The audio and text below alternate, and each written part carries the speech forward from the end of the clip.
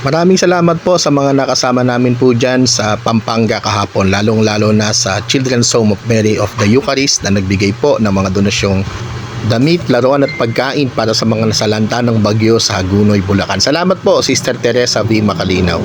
At sa mga pamilya po na bukas palad at bukas tahanan at bukas hapag na tumanggap po sa amin dyan sa piyesta ng Santa Ana, Attorney Norman Tayag sa pamilya Nugid, Tita Buti, Ma'am Rosie Solis Montoya, Shermaine Chris, Sir Roderick Manangu, Sir Leonard Lobo, salamat po sa pagsama.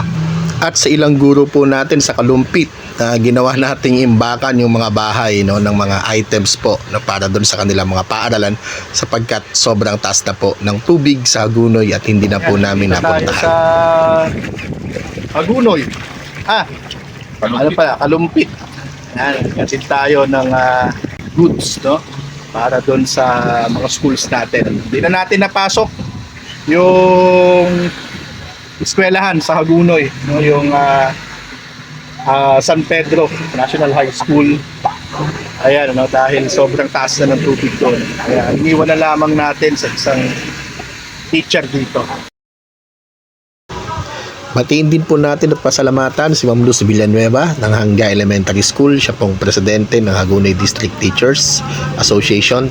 And of course, si Ma'am Annette de la Cruz ng San Pedro National High School dyan din po sa Hagonoy. Maraming salamat po sa kanila, no, sa patuloy ng pakikipag-ugnayan upang malaman po natin ang sitwasyon ng kanilang mga paaralan. Salamat po din sa lahat ng mga guro po natin sa dalawang nabanggit na paaralan, sa buong Hagunoy, buong Kalumpit, at sa lahat po ng mga apektado ng baha ngayon. Ano? Maging matibay lamang po tayo sapagkat yan naman ang ating tatak.